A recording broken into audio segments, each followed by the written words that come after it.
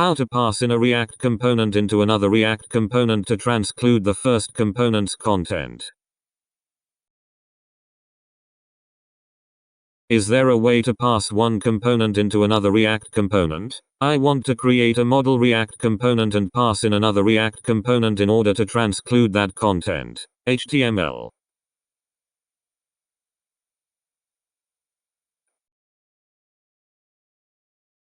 React.js.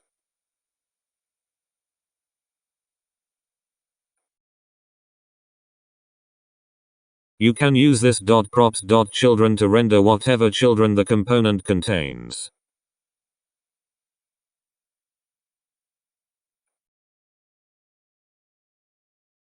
Thanks for watching. Subscribe to learn JavaScript. We have a number of awesome tutorials in the works.